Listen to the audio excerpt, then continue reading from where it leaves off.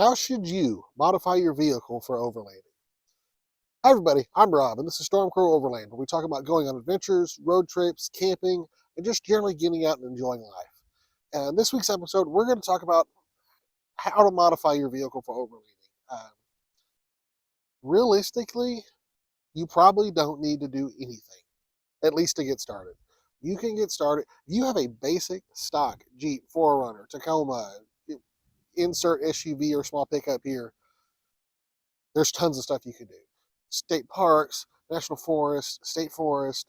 There's plenty of places you can go out, explore, camp, overland, have a great time, and spend almost no money on any modifications whatsoever. You need a vehicle. I mean, realistically, there's been plenty of places I've been that you could have taken a stock Corolla. You don't need something fancy for a lot of places. It's, like I said, especially if you're just getting started. Uh, if you're getting started, go out, try it out, do what you can, just to make sure you even like doing this before you start really pouring money into modifications and gear and everything else. Make sure this is for you. It's a good, easy way to try it out. Take what you have and just go. Yeah, you need some very, very basic gear. You need a way to sleep, whether it's a tent or a way to sleep in your car. I mean, the first several big trips I did, I used a cheap $60 dome tent that I'd had for 10 years already. Don't need anything fancy. You need a way to have food, whether it's you're going to stop at Subway on the way and get a $5 footlong and eat half for lunch and half for dinner when you get to camp, or if it's just you're going to take old MREs or little backpacking meals where you just got to throw some water in there, or if you want full camp stove and pots and pans and cast iron skillet and all that, scuttle, whatever you want. But you don't need anything big and fancy. Just easy stuff. Get started. So yeah, I mean, vehicle, sleeping gear, drinking, food, maybe a way to drink, a cooler or just a couple of bottles of water in there. You don't need anything real fancy. Uh, my kind of whole thought process when it comes to overlanding and modifying your vehicle is basically go out, try it, see what happens. Go out, find a problem. Go out and go, okay, man, my trip would have been so much better if I had a way to do this, or if I had this piece of gear. Or, man, I really liked this trail, but I couldn't keep going because of this problem. Find a problem and then find a way to solve that problem. Don't start off going, oh, I've got a new rig. I'm going to start bolting all this stuff on it that you may or may not need. I, I, I feel kind of silly sometimes. I go to the Rigs and Coffee here in Oklahoma City. Really like it. I like meeting people and seeing how they've done things and seeing how they've solved their problems. But man, some of the vehicles have so much stuff on them, and I feel kind of silly. My vehicle's pretty plain compared to a lot of those. But then I have to remind myself, I'm getting out and doing this, and I'm going out camping, and I'm hitting cool trails and going to neat places, and you don't have to have all this stuff. So like I said, find a problem, solve a problem. It's that simple. And a lot of this is also going to depend on what kind of overlanding you want to do. Are you the kind of person that's going to go out and like rock crawl through some crazy trail and then camp at the end and then rock crawl back? Or are you just wanting to hit dirt roads and go through national forest and explore and see what you find? Neither one of them's wrong. Neither one of them's better than the other. But you need to figure out what you want and be honest with yourself about it.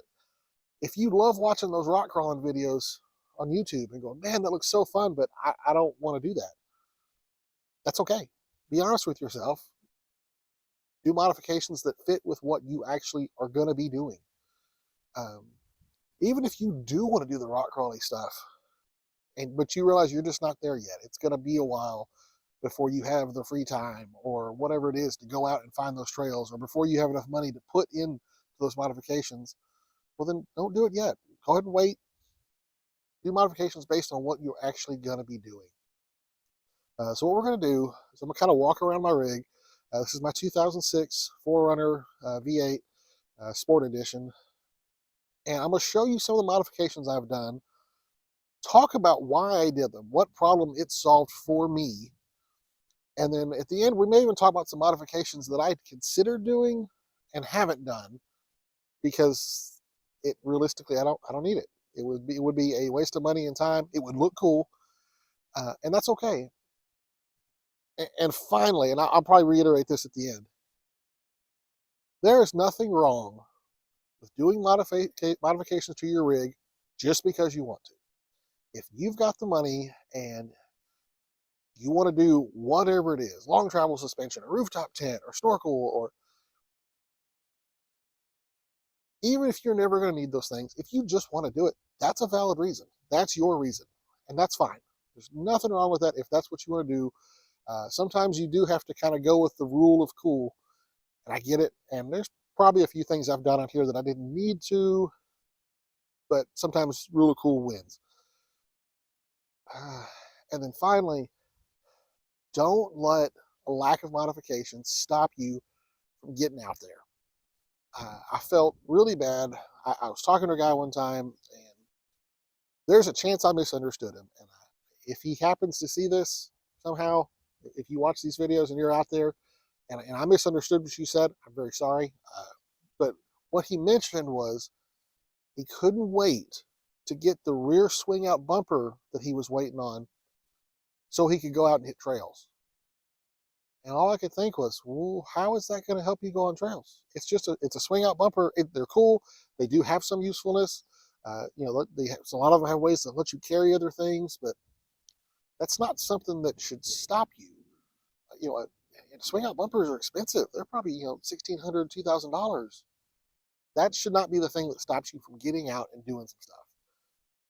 So, like I said, let's take a minute and we'll kind of go around, look at some things, and then talk about why I've made some of the modifications I have. Okay, so first we're going to talk about tires and suspension.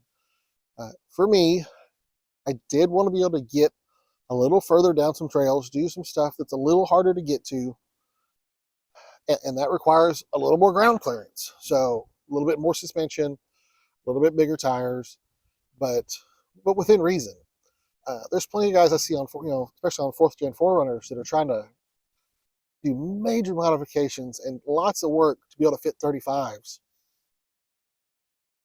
that aren't going to get you a whole lot more than a good set of 33s that require very little to make fit. And that's what I ran with. These are 255 80 or 85. Yeah, 255 80 17s, 33-inch tire. They work great. A lot of guys even a lot of the guys that want to run 33s, they'll go with the 285s, 285 70, I think. But then they're wider and they're doing a lot more modifications and sketchy modifications like wheel spacers and stuff to get it where they'll fit and not rub. That's not what I'm going for. I want things that work good, that don't rub, that I don't have to do anything real crazy modification wise to make work. And realistically, the taller, skinnier tires work better for a lot of the things I'm trying to do. Wider tires have their place. They're just not, the majority of the time, that's not what I need. This fits my needs great. And then suspension wise, it's nothing crazy. It's like a 2.5-inch lift all the way around. It's dead simple. It's Bilstein 5100 and Bilstein 5100s and Old Man Emu springs. Simple, nothing real crazy. Was able to get my front end alignment right without getting new upper control arms or anything weird, like a lot of guys that try to lift these too much. It doesn't put too much of an angle on my CV joints, stuff like that. Simple, easy modifications that solve my problem of wanting to go on stuff a little bit harder. Give myself, it's basically that little extra bit of ground clearance is almost like a little extra insurance when you're trying to go down some harder trails. So next we're going to talk about my front bumper. Now, realistically, I didn't have a need for a metal front bumper. The only reason that I went with this is the problem I needed to solve was I go out alone a lot and I go run trails alone. If I get stuck, I need to be able to self-rescue. So I really needed a winch. And the easiest way to mount a winch on one of these is to get a metal bumper. I got this small little kind of inset bumper because I didn't want the whole front end metal bumper that adds hundreds of pounds. This is simple. It meets my needs. Does exactly what I need. It lets me add a bumper. It has good built-in, recovery points. This does exactly what I need. And then same thing with the winch. This kind of a package deal here. I'm going to be out alone. Need to be able to self-rescue. Need winch. Uh, I didn't want to worry about steel cable stuff, all that. So I went with synthetic line. I like the Factor 55 Flat Link Pro E. I think that's what it is. Lets me connect to soft shackle, bow shackle, whatever I need to. Carry a little bit of all of that. I want as many options for recovery as I can because I'm out by myself, and whatever I have is whatever I have. So I go a little heavier than I probably need to on the recovery options because of the problem of being out by myself. But while we're up here, let's talk about a modification I did that I really don't need. It was something I did kind of just because. And that would be this little light bar right in here. Before I put this bumper in, I had a larger light bar that was kind of hidden in the bumper that looked cool. And I did it basically because it looked cool. I justified it like, well, I'm out at night a lot and I might need it. I really don't. It's kind of silly. I actually get frustrated when I'm out driving and I see somebody out driving with theirs on, especially on the road. It's just silly. The only reason I put this little light bar on is because the bumper came with the cutout for it, and it looked weird without something in that space. It just had a gap, and it looked funny. So I just got a cheap Amazon light bar to throw in there just to kind of fill that gap in. I pretty much never use it.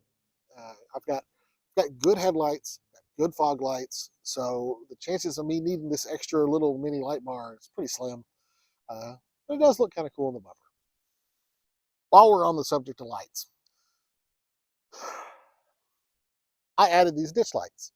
I used, just little ditch light brackets, little Amazon lights, put some yellow film over them or amber or whatever. They look really cool. They don't do a whole lot. This was not a problem I needed to solve probably, but they look cool. They might come in handy one day. Honestly, if one of these ever burns out or something, I'm probably just going to take them off and not even replace them. We're not perfect. And as much as I try to say, find a problem, solve a problem, all that, sometimes you just want to try something.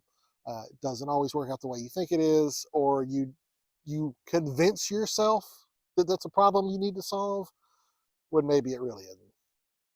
Okay, so this will be a fun one to talk about. When I got the 4Runner, I really wanted one of the expensive aluminum extrusion racks. And honestly, I really want the Sherpa Motorsports, or the Sherpa equipment rack for this. I think they look great. I think Sherpa's an awesome company. They go out and race a 4th gen 4Runner. Really want that. Wasn't sure how much I'd actually use it. They're kind of expensive. They're not like they're high end. They're really good, well made. They're really good material. They're worth what they cost. Just wasn't sure if I would use it enough to justify the cost. And honestly, wasn't sure if that was a problem I needed to solve. So in the meantime, I got a cheap Harbor Freight roof basket. It was like $60. Only problem, I got it bolted up. It's 2 ends and a little extension thing in the middle. I didn't think it was quite big enough. It wasn't quite long enough. It looked really silly on the 4Runner. So I just went and got another one and put the other extension in the middle again and made it longer, basically combined 2 kits into one. And it works great. I don't use it a whole lot. Most of the time I've got traction boards mounted up here, and I've got a little shovel mounted on the back. Like I said, I like having lots of options when it comes to recovery gear. But other than that, it almost never gets anything put on it. Sometimes my kayak goes up here. But a lot of times if I'm going kayaking, I'm going with my wife and I take her vehicle because she can get 2 kayaks on there easier. If like the whole family's going camping, I can put some bags or gear, strap them up here on the roof rack, but it really doesn't get used a lot. And one day I might convince myself to spend the money on something like a Sherpa rack or something. But until then, I'm not disappointed with this at all. this works great. Solves my problem of needing to occasionally store stuff, not be super expensive, and not be very heavy. Yeah. So now let's take a second and talk about some modifications that I really kind of thought I wanted to do and did some research on. And at the end of the day, kind of talked myself out of it because I didn't really need it. One of them, and this still may change, I kind of go back and forth on this one, is a snorkel. Um, I like water crossings. I like splashing through water. It's fun. It looks cool. It makes cool pictures. It makes cool videos. And it's just fun. And I watched a guy I know with a third gen Forerunner go through a river that we'd been playing in all day that was primarily about a foot deep. And he just went in and found the one 4 foot deep hole in the whole area and just nose down, water in there, killed his engine, cost him $3,000 for about an hour of fun that day. That scared me. I was like, oh, I don't want to do that. I'd already gone through, I've extended all the breathers on the differentials and stuff. I got those all extended. I was like, well, I'm usually really smart. I mean, always, I don't care if it's, middle of January. I always get out and walk water crossings and check them before I do it. Um, but you never know. And it's scary. And I was like, man, a snorkel would be cheap insurance and they look cool. But the more I thought about it, two things came up. One, it's going to seem random, just follow me. One, I was on a road trip and my alternator went out and I had to change my alternator. And I realized the alternator on these is way down here.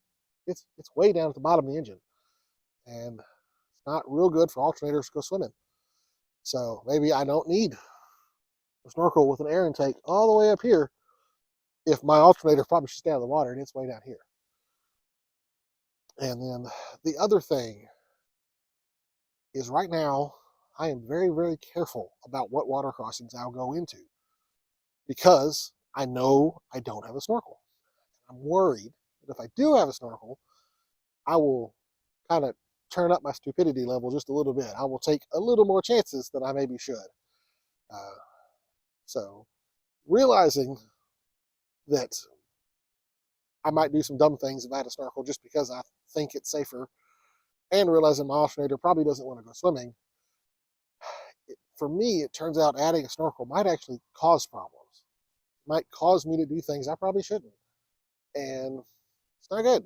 So I think, for now at least, I'm going to just not do the snorkel, continue to be careful, continue to walk water crossings before I cross them, and make sure everything works out.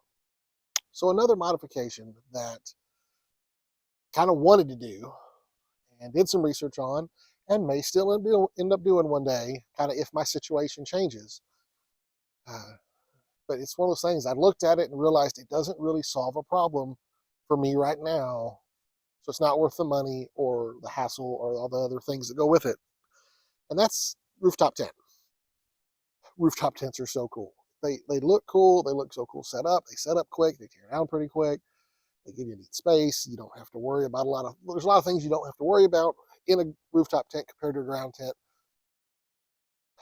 And this is where I have to be realistic with myself. My goal normally is to go camping once a month and maybe go on a week-long trip once a year. All the other time, this is a daily driver that's just going back and forth to work or taking my kid to dance practice or running out here to the lake to film videos. I don't need a rooftop tent all the time for that. That's 150, 200 pounds sometimes. I mean, some of them, I know some are a little lighter. I really like the Go Fast Tents Ultralight. That's one I'd really be interested in. But these things are heavy and they stick up and they increase your wind resistance and reduce your fuel mileage because of the weight and the wind resistance. I don't think I would use it enough to justify having it up there all the time, justify the cost for them, especially for a good one. If I'm going to get one, I don't want a chintzy one. I want a good one. So instead, I solved my needing a tent problem by getting a really good ground tent. I've got a Gazelle T3X, and I love it. It's an amazing ground tent. It's got its own little drawbacks as well, too, but it was what I decided that worked best for my situation. And that's what I'm encouraging y'all to do. Look at your situation, look at what you're doing, and make a smart decision based on what you're actually doing and what your needs actually are. All right, it's kind of a weird shot, so I'm going to keep it quick. This is a modification that I didn't do. The previous owner, who was my dad, did on this one. So this is like I said, it's 4.7 V8, and my dad had this before me, and he was a big gearhead. He loved big motors and power and things like that. And plus, these were known the header, the original exhaust manifolds on these had a problem with getting cracks in the manifold, getting a ticking sound, and he figured if he was going to replace it anyway, he might as well replace it with stainless steel long tube headers. So it's one of the modifications that didn't really solve a problem, but like I said, sometimes the rule of cool wins, no matter how practical you are. So yeah, I've got an overlanding rig with long tube headers on it. All right, so just to kind of wrap up here, like I said, go out. Don't do modifications just to do them or feel like you have to. Look at what you're doing. Look at the kind of trips you're doing. Figure out what do you need. I really love the phrase, find a problem, fix a problem. If you don't go out and see how things work, you don't know what you need. It's really that simple. So please, I encourage you, if you're new to this, don't feel like you need XYZ pieces of gear to go out and have fun. Go out and try it. Figure out what works for you and what you're going to need, or figure out what you want. Do you just really want a rooftop tent, or do you not really care, or it's just you think you need one because everyone else on TV that you see on YouTube has them? And if you decide that's what you really need, awesome. That means that works for you. Go for it and run with it. But don't do it just because other people do it. Don't fall to peer pressure. And if you go to something, don't do what I do and go to Rigs and Coffee and sit there and go, man, my car's so plain. Why am I here? Seriously, I hate it. Like almost all my buddies that I go to Rigs and Coffee with, their rigs are all so much cooler than mine. But it doesn't matter because this is what works for me. This meets all my needs. It lets me do everything I want to do. Since I've got it to this point, I've never gotten to a spot where I was like, man, I can't do this, or I need to turn around, I can't do this trail. Anything I've wanted to do, this has done it. And it's amazing, and it's perfect. And will it evolve down the road? Probably. There'll be things I change, or I'll change my mind, or my situation will change. I might start going on more long trips, and I need to consider different stuff, or I may start doing more of the rock crawly stuff and need to make some different decisions on how things are set up. I might need to add more armor or something like that. But for now, for what I'm doing, this is the setup that works for me. So go out there, figure out what's going to work for you. If you're watching this on YouTube, just so you know, we also release the audio as a podcast. You can find it wherever good podcasts are found. Just search for Stormcrow Overland. If you are listening to this as a podcast, if you didn't know, we do release the video on YouTube every week. New episodes always drop Wednesday, 3 a.m. Central Time. But you can find us on YouTube at Stormcrow Overland. You can also find us on Instagram, Stormcrow Overland. It's nice and simple, same thing everywhere. Yeah, that's really all I have for you this week. Nothing real fancy. If you like what I'm doing here, if you like some of this content, I would appreciate a like, comment, follow, subscribe, any of that kind of stuff. Just trying to help grow the channel, build a community of like-minded individuals, encourage people to just go out and explore, do things, have fun, have an adventure. And then finally, if you've made it this far, if you've made it to the end of the video, leave me a comment and let me know, is there a modification that you either realize down the road you really didn't need to do and you did it just because, or is there a modification that for you is just clutch? It was the best thing you ever did, and you're so glad you did this one specific thing, this one specific modification to your rig. If that's you, either one, like I said, give me a comment for good or bad or both. I'd love to hear other people's experiences on this. And finally, I guess that'll be me signing off. So sometimes you have to go out and get lost before you can find yourself. Thanks for watching.